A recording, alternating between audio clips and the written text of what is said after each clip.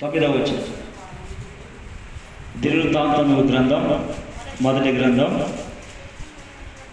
4వ అధ్యాయం 9వ వచనం. ఎబ్బేజు తన సహోదరులందరికంటే ఘనము పొందినవాడే ఉండి వేదన పడి అతని కంటినని అతని తల్లి అతనికి ఎబ్బేజు అని పేరు పెట్టింది. ఎబ్బేజు ఇశ్రాయేలు దేవుని గురించి మొరపెట్టి నీవు నన్ను నిశ్చయముగా ఆశీర్వదించి నా సరిహద్దును విశాలపరిచి నీ చెయ్యి నాకు తోడుగా ఉండా దయచేసి నాకు కీడు రాకుండా దానిలో నుండి నన్ను తప్పించమని ప్రార్థింపగా దేవుడు అతని మనవి అంగీకరించి అలాగే చేసిన. హల్లెలూయా.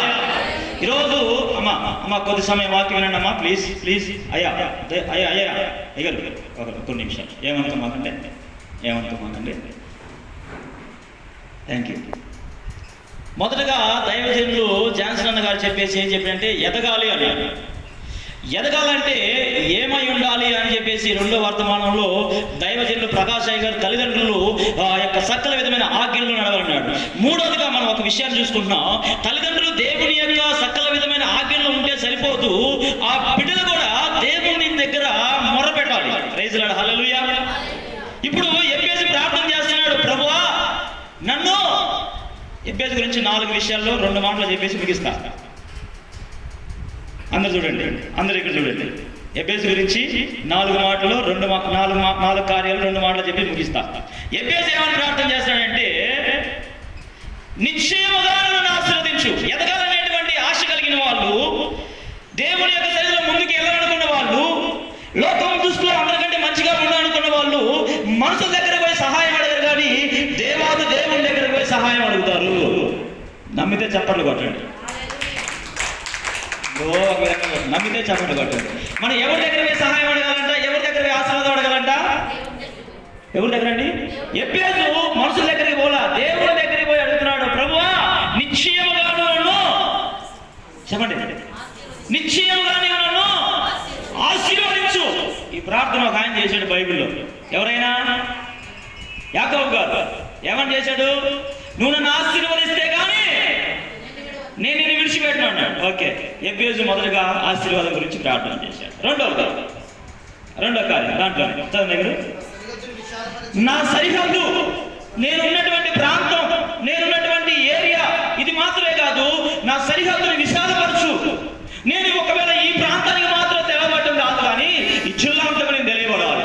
అలా తెలియబడాలంటే ఈ ఆంధ్రప్రదేశ్ అంతకు నేను తెలియబడాలి. అలా తెలియబడాలంటే నా ఇండియా దేశానికి అంతా నేను తెలియబడాలి. అలా తెలియబడాలంటే నీవు నన్ను ఆశీర్వదించి నా సరిహద్దుని, నా స్థలాన్ని విశాలపరచు. హల్లెలూయా. ఎవరి దగ్గర అడుగుతున్నాడండి? ఎవరి దగ్గర అడుగుతున్నాడు? మనుషుల దగ్గర అడిగితే కేజీ బియ్యం కూడా ఇవ్వరు. హలో, మనుషుల దగ్గర అడిగితే 10 రూపాయలు డబ్బులు కూడా ఇవ్వరు. అవునా కదా? చెప్పండి, ఎవరు తెలుసు? అవునా కదా? కొంచెం గట్టిగా చెప్పండి, నాకు కొంచెం చెవుడు ఉంది. అవునా కదా? మనుషులు ఎవరు మనకు సహాయం చేయరు, దేవుడే మనకు సహాయం చేయాలి. అందుకే దేవుని పాదాల దగ్గరికి వెళ్ళాడు ఎబ్బేజు. అడుగుతున్నాడు, నన్ను ఆశీర్వదించమన్నాడు, నా సరిహద్దును విశాలపరచమన్నాడు. విశాలపరచడం మాత్రమే కాదయ్యా, నీ చేయి, ప్రైజ్ లార్డ్, దేవుని యొక్క హస్తం మహాసూర్య కార్యం జరిగిస్తుంది. ఆమేన్. దేవుని యొక్క హస్తం మన కుటుంబానికి కాపుదల చేస్తుంది. ఆమేన్. దేవుని యొక్క హస్తం యుద్ధం చేస్తుంది. ఆమేన్. హల్లెలూయా. ఉన్నారు అందరు ఇక్కడే? దేవుని హస్తం మన మీద ఉండాలనుకుంటున్నారా లేదా? ఏమో మీరేమని అనుకోండి, మాకు మాత్రం ఉండాలని మేము కోరుకుంటున్నాం. దేవుని స్తోత్రం కలిగింది కాక. 4వదిగా ఏమన్నాడంటే కీడు రాకోకుండా. ఏం రాకుండా అండి?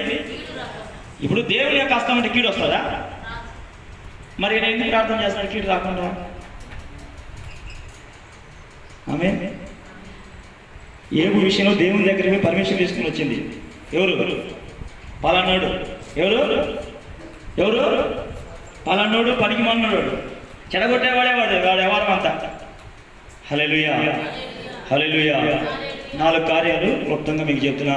ఎబ్బేజు తన తల్లి ఏమని పేరు పెట్టింది? వేదన. ఒరే వేదన, ఇక్కడ రారా. తన సహోదరులు 4 కంటానికి ముందుగా ఆమెకి ఇలాంటి పరిస్థితులు లేవు.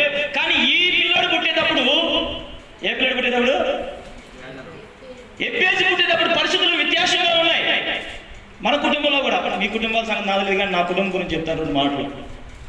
నాకు 4వ పాప, మా పాప పుట్టేటప్పుడు 3 బిడ్డలే కనేటప్పుడు ఏ విధమైన సమస్యలు లేదు, ఏ విధమైన ఇబ్బంది లేదు, దేవుడు అన్ని సమకూర్చాడు. కానీ 4వ పాప పుట్టేటప్పుడు మాత్రం కరోనా సమయంలో ఆ పాప పుట్టింది.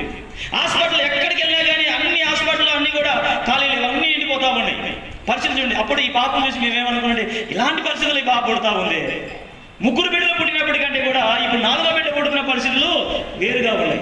ఎబ్బేజు పుట్టేటప్పుడు కూడా తన తల్లి ఏ విధమైన పరిస్థితుల్లో ఉందో, ఎన్ని కష్టాలు అనిపించిందో, అందుకని ఆయన ప్రార్థన చేస్తున్నాడు. అక్కడ ఒక మాట ఉంది, ఎబ్బేజు తన సహోదరులందరికంటే కూడా ఘనత పొందుకున్నాడు. ఆమె ఎదగాలనే ఆశ ఉంటే మనుషుల దగ్గరికి పోయి సహాయం అడగొద్దండి. దేవుని పాదాల దగ్గర కూర్చొని ప్రార్థన చేయండి. హల్లెలూయా. తల్లిదండ్రులుగా మనం దేవుని యొక్క సకల ఆజ్ఞల చొప్పున మనం నడుచుకుంటే దేవుని యొక్క ఆశీర్వాదం మన పిల్లల మీదకి వస్తుంది, అది నిశ్చయం.